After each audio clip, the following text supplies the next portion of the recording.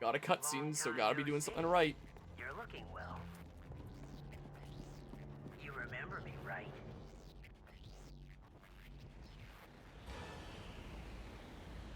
My name is Richard. Let that name burn in your mind as you die. I don't remember you. These look like two skulls that you'd fight in Xenoblade X. Are you someone from episode 1? I mean, I've heard that apparently episode 2 here is all about backstory for Junior and Momo, that they're basically our main characters in this game. So maybe this is gonna have something to do with Junior's past. Scrotum? I read that as scrotum at first. You have more health, so maybe I should take out you first. Phylum. Doesn't show mystery zone, so I guess you just have like no weaknesses. Pew. Here, let's start building up stock. I probably should have done that with Momo too, but I saw it was the booster. Hand over that puppet. Oh, is this just like a scripted thing, Bob? Because like you're not attacking. There's no way you can win. Oh, okay. I'm chilling here. I'm big chillin'.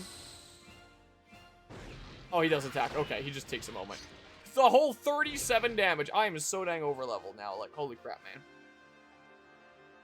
Alright, boost turn. May as well make use of it. Stock. Oh, what freaking effect do I have on me? I have the all-seeing orb above Junior's head now. Alright, build up stock. Get ready for bigger stuff. So when it's like a crit turn or something like that, or a boost turn, I can get big stuff here. The way the mech on the left shape is designed, it actually does make me think of mech-on machines. I honestly think that it would look like one of the alien race skulls that you would find in Xenoblade X. That's what I feel like there. Just because it's a boost turn. Just think about doing another attack there. I hit it a little late, but... Alright, Junior. There's no zones. I don't want to get too big of damage this turn because it's not like a crit turn. So it's skill. Here, just do this for now and then chill out. Oh, I still got a crit anyway. Additional ammo transferred to whatever the heck. Okay. Yeah, that's not too much damage at all, is it? Alright, so we're going to boost into Junior because it's going to be crit on this next go. And he's going to go for big damage now. No, I'm mixing up my order here. Skill. Like the skill points. I am completely mixing myself up. What the heck, man? Which one is the, friggin' crit turn? Okay, it's after the wild card turn. So it goes crit, then boost, then the thingamabob there. Whatever the heck. Alright. Pew, pew, pew! Alright, enemies boosting. Look at all these crits I'm getting, though.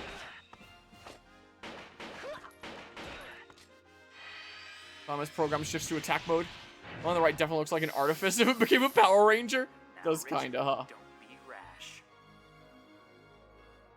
Yeah, so the next turn is a crit turn again. You're gonna die here in a sec. See ya. Alright, well. May as well do this. With how many machines and mechs there are in the entire Xeno series, surprised they haven't created a Xeno mech game. They probably want to. They probably really want to. They do quite seem to like them. Apparently I could just down with this right now? Sure. Or it says that it's an attack that can down. I couldn't down with it right then. Okay, I gotta learn the symbols and stuff here. Here. Do that. Do this. Fine ray beam. Yeah, there's not too much of a concern here, is there? Okay. I think it does here. I haven't seen a whole lot of Xenogears before, though. Alright, I mean, it's a crit turn here. Here, just do that for now, I guess. Whatever. And then say... It's a boost turn. I'm not sure, do this. Build up a shit ton of boost. Oh my god, that really fills up if I do that. I can just, like, fully fill my boost meter. My god. Yeah, I believe it. What the heck are you doing there, dude? Alright, so apparently on the RV turns, you give boost to your opponent as you hit them. Is apparently the case. Here, let's test that out while it's a freebie here anyway. Yeah, sure is. And yeah, he got the boost there. So nice that I can actually see the enemy boost gauge in this game, unlike the first one. Unlike the first game where it was just a mystery. Yeah, you can tell that Monolith Soft was always interested in making these things. Might well be, but it's a, you know, non-canon there, because that'd be owned by friggin' Square there. Square Enix. So I don't think they could make that canon stuff. But Xenosaga, they've basically already made, like, semi-canon with Xenoblade at this point anyway, since Nintendo and Namco are buddy-buddy, and they were able to do that. Also, I have heard that apparently Xenosaga and Xenogears follow, like, the exact same story structure and general set of events, to the point that Xenosaga is kind of like a different way of telling the story of Xenogears, is what I've heard on some of the things that I read about, like, development backstory stuff with this game. With these games in general. So, like, you follow the story structure of Xenogears, and it's basically the same as the Xenosaga trilogy. Sorta. But not a direct copy. Like, different characters and, you know, some different events. But characters, despite their names being different, fulfilling the same roles that they would have in Xenogears and all that. Apparently, it's, quite similar. Here, sure, stock. Return. Yeah, and very equivalent characters in some cases. It's like different names across different games, but it's like, okay, yeah, these serve as basically the same character. Alright, well, nothing special this turn, but it's about to be a crit turn. Oh, just to use up some boost. I'll wait until like a crit turn to do my super big damage. Is what I'll do. And you're not ready with like a whole bunch of stock yet, so you're just gonna stock. He sure did. Sure seemed like he did there. Here, do this, and then gonna be Ziggy the next turn here. You know what? Just boost into Momo. Screw it. And then Momo's gonna go. No, he's freaking stole my crit turn.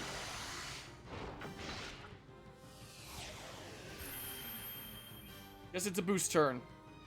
Alright, you know what? I'll make use of that then. May as well do this. Let's see how much boost this gives me. Pew!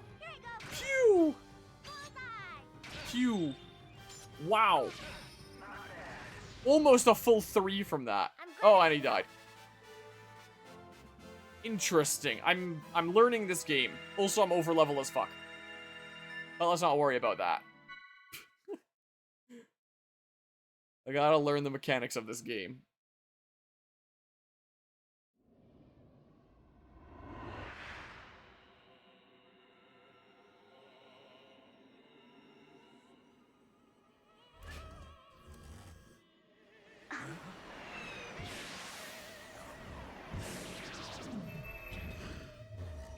Stand down, you two. I'll take care of the rest.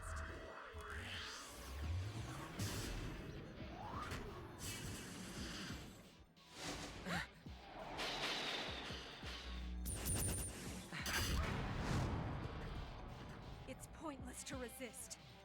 Turn over the 100 series at once!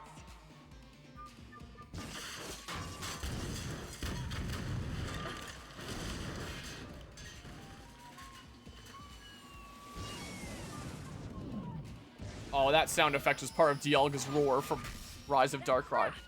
Kanan? That's the one from the intro of the game, the prologue. Yeah.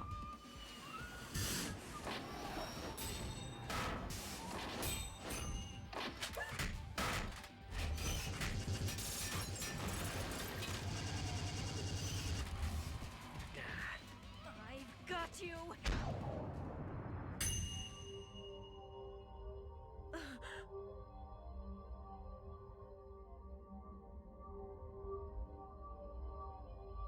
Wait, what's going on?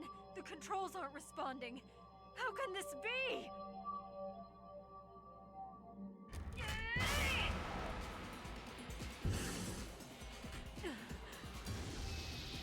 We've got no choice.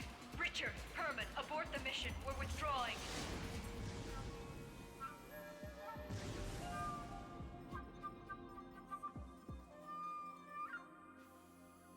Jeez, man. If you were gonna save us, you know you could have shown up a bit sooner. I'm surprised to hear you whine so much. Further enemy pursuit appears unlikely for the time being. I'm heading back. I'll see you around, Rubido. I already told you I'm Guinan Jr. now. Get that through your thick head. It's hard to shake my past image of you.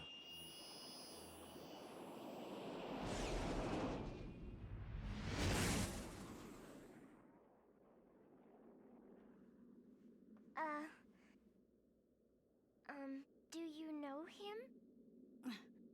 Yeah. He's an old acquaintance.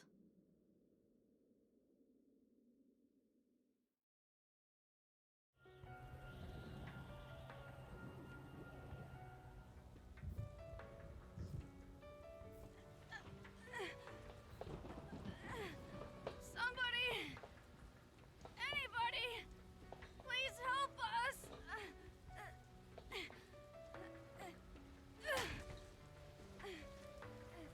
It won't stop. The cradle won't stop bleeding. It's all right.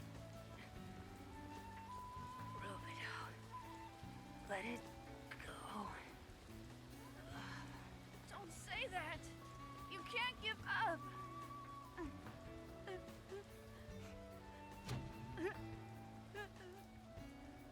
Two URTV variants. Identified and confirmed.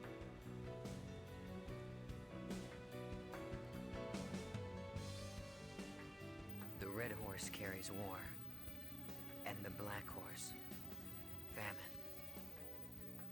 Upon those tiny backs, bear the great calamity. What did you say, Chaos? I didn't read that. It's nothing. Let's go rescue them. It's all my fault. I'm the leader, but then I cut the link. And now Albedo's. Albedo? He's a piece of me. The beating in my right chest. I have the search results. Albedo is the name of unit number 667. The records show that he and unit number 666 were conjoined twins. Apparently it happens on rare occasions, even with artificially created children. So he was infected as well, the rider of the white horse. May your bodies and souls find peace, even if it is but a short one.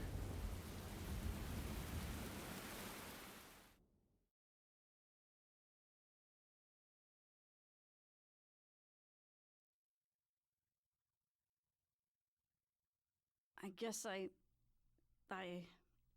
owe them my life. So you've known Chaos for a long time too?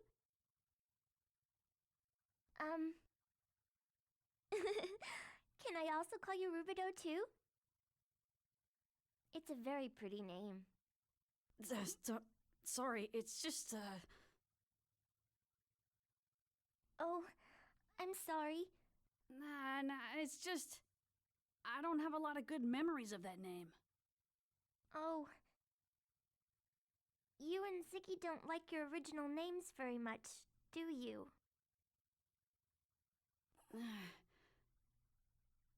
Names tend to link themselves to memories, both good and bad.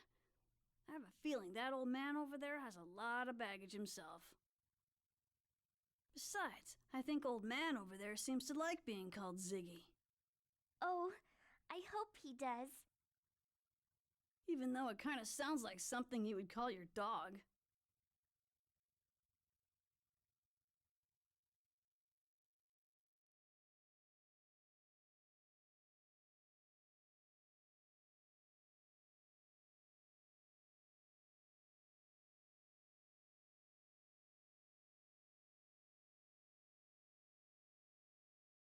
Don't tell me it froze. I was about to say, oh, there we go. The Zohar Project? Right. The situation is grave. The Gnosis phenomenon is spreading at an ever-increasing rate. More than 120 star systems have already been eradicated, a fact that's been difficult to keep secret thus far. Worst-case scenario projections indicate that if this continues, humanity will only have a few years before it's completely wiped out by the Gnosis. Yes, I understand that. Thank you. But tell me how this relates to Cosmos. This way.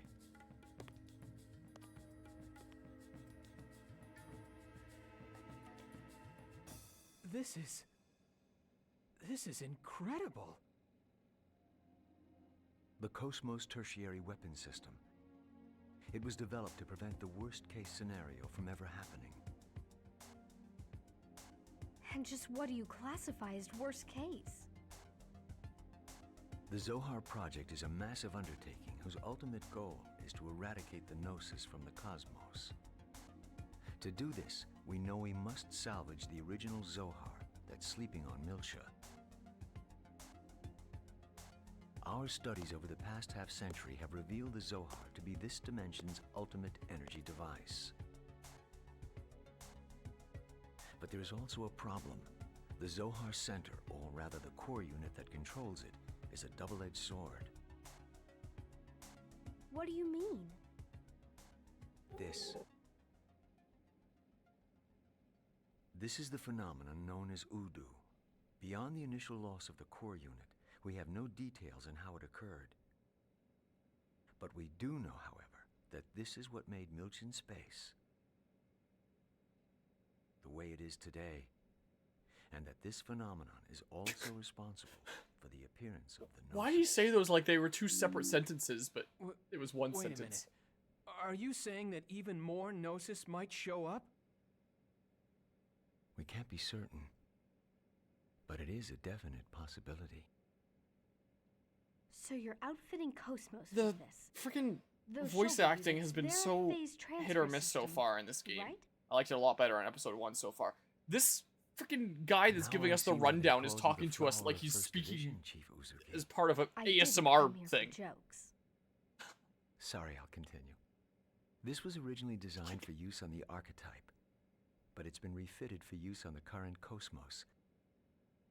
The system radius is 130 nanometers. 130? Can you control it accurately at that scale? Yes, with the help of the tactical Wait, was symbol. I not paying attention there? Did That's he why we say had Cosmos nanometers? moved Isn't that here. like nothing? Or did he say accurate up to that point, not And radius if of I that? refuse to turn her I'm- over? I need to pay more attention, man. This project has been officially commissioned by the government. Being chief of software development doesn't give you the right to refuse us. I imagine not. Look, I know there's a lot about Cosmos' recent activation that worries you, but rest assured everything's going to be fine. Headquarters has taken a good look at Cosmos activity records up to now. They firmly believe this can be done, and so do we. Everything is ready to go. I suppose the only thing I can do now is trust you. We can do this. Besides, this system was designed at First Division by none other than Kevin Winnicott himself. Fine. We'll transfer Cosmos to the 2nd R&D Division today at 1400 hours. I'll send the paperwork along later. Please send requests for any specific needs to my personal address at 1st Division. I'll have Alan take care of the software. If there's anything you don't understand... We'll contact you. Thank you for your cooperation.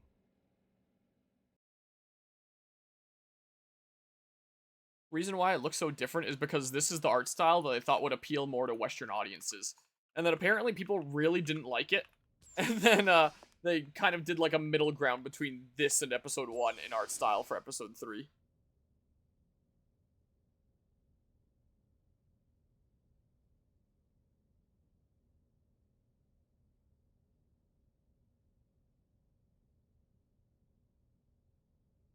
I forgot to post going For live the sake notifications of before I realized, so I'm doing that right now really quickly. Don't mind me. Yes, you might even say that's the reason she was born. Her awakening will lead humanity toward the future. I can hardly wait until that time comes. This transport is part of Cosmos equipment too, right? A craft that can interact with hyperspace on its own without using a UMN column. Is this going to save humanity too? In a broader sense, I suppose. It might come in handy for her someday.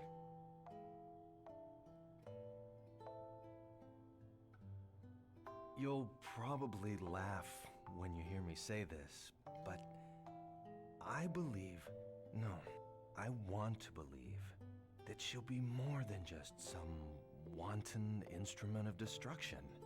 I hope the future that she builds will be one swept clean of our differences, an ideal world, free of destruction or slaughter. Sounds funny, doesn't it? No, no. It's just that your eyes, Kevin, they were so lit up just now that you looked like a child. I can't help it. I guess I better watch myself during the public test.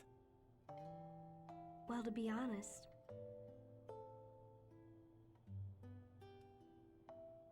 I can't wait to see her wake up too.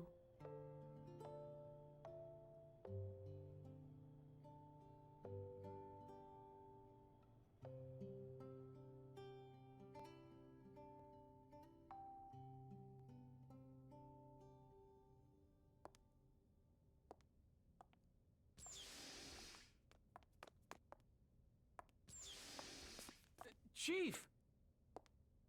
Wait up, Chief. Hey, what's wrong with you? You're acting strange today. Nothing's wrong. It's the same old me. Where are you going then? Into the city for a bit. It's been a long time, so... A long time? Oh, right. Isn't your house, Yeah, it's in 8th District. Listen, Alan, don't take your eyes off Cosmos, okay? Yeah, of course. Why?